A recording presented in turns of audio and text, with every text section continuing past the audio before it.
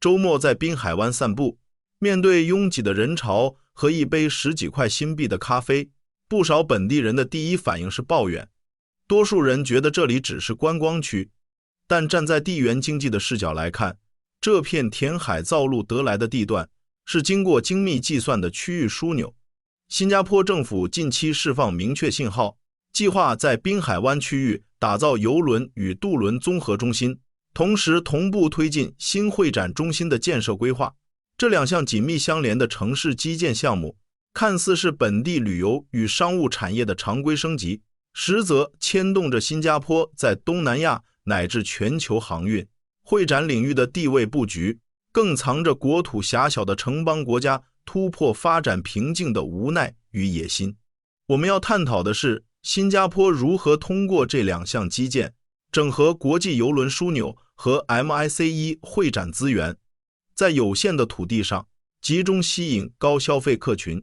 如果你关心新加坡的经济基本面和未来的资产价值，这条视频会为你解析滨海湾扩张背后的战略考量。新加坡的生存逻辑里，始终伴随着一种枢纽焦虑。作为一个仅有700多平方公里且零腹地的岛国，维持高收入的基础就是枢纽地位。现在的地缘局势非常直接，东南亚区域的航运与会展市场竞争早已进入白热化阶段。马来西亚在巴生港规划大型邮轮停靠基地，泰国不断升级普吉岛和曼谷的接待设施，越南也在胡志明市和芽庄纷纷布局。面对区域内的竞争，加上新加坡现有邮轮码头功能单一以及接驳效率不足的问题逐渐显现，政府的解法非常明确，主动放弃低端流量，专注吸引全球高净值人群。能拉动国内生产总值的是大型会展产业以及高端国际邮轮。要让这些挑剔的高端客流留下来消费，新加坡必须在滨海湾这片核心区完成一次基建资源整合。这种整合直接体现在规划局的土地利用效率上。根据初步规划，全新的邮轮与渡轮综合中心将整合远洋邮轮停靠、区域渡轮转运和本地交通接驳。这里可同时停靠2艘10万吨级以上大型邮轮，日均客流承载能力提升至15000人次。新会展中心的室内展览面积将超过8万平方米，配套超50间不同规模的会议室。这么庞大的体量被集中规划在滨海湾的核心地带，从邮轮下船到大型会展中心，直线距离非常短，配合贯通的地下温控人行步道网络，邮轮码头、会展中心、豪华酒店和金融区被完全连接在一起。高消费人群一旦抵达，住宿、餐饮和商务社交全部在这个区域内解决，用空间便利性提升消费额，这能让新加坡守住枢纽位置。了解完物理空间，我们再来看资本与风险的考量。新加坡的土地资源极度稀缺，滨海湾新增项目用地依旧需要依靠填海造地实现。滨海湾现有的设施扩建加上这2大新项目的集中落地，耗资巨大。仅综合中心所需的近50公顷土地，填海工程成本就超过15亿新币，整体投资规模更是突破100亿新币。这笔资金投入为的是获取未来20年亚太顶级活动的定价权，但背后的风险同样惊人。滨海湾周边海域原本就是人工改造后的生态区域，新一轮填海工程会改变近海水文环境，影响沿岸海洋生物栖息地，破坏原本就脆弱的滨海生态系统。新加坡多年来推行的可持续发展目标与大型填海基建形成了现实冲突，政府至今未公布完整的生态修复方案，后续环保争议或将持续发酵。国际会展与邮轮产业对全球经济和地缘政治高度敏感，100亿级别的资金投入需要10余年甚至更久才能回本。这段周期内，任何外部环境的变动都可能让盈利预期落空。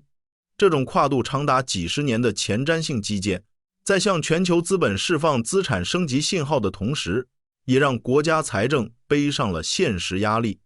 产业发展的可持续性也是需要正视的问题。国际会展与邮轮产业对全球经济环境、地缘政治局势高度敏感。2020至2022年，全球公共卫生事件冲击下，新加坡邮轮业务一度全面停摆，会展活动大量取消，相关产业产值缩水超70%。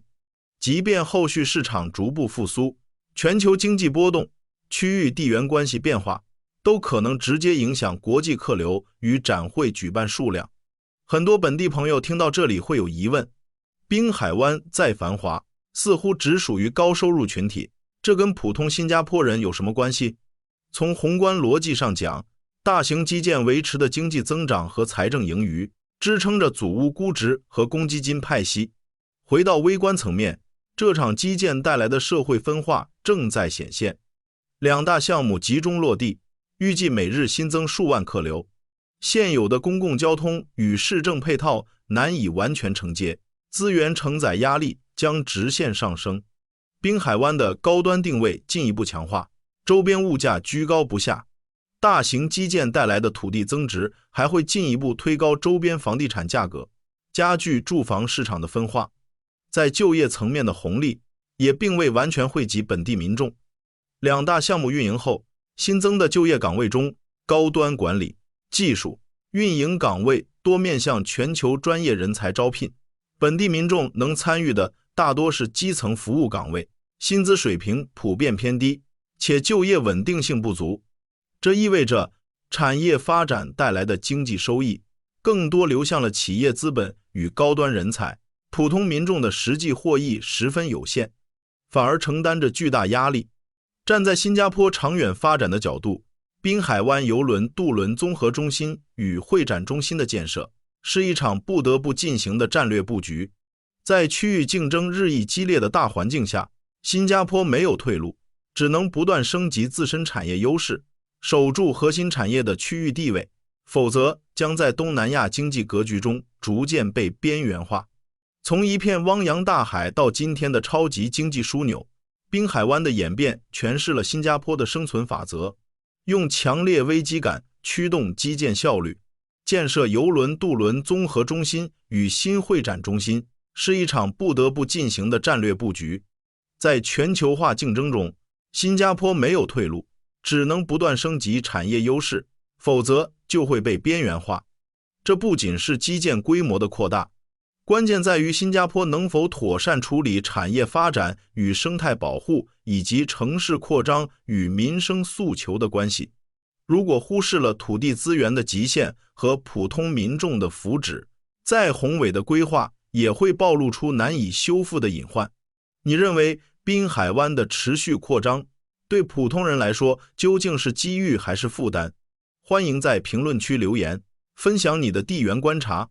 如果你想了解更多，请订阅频道并打开小铃铛。我们下期视频再见。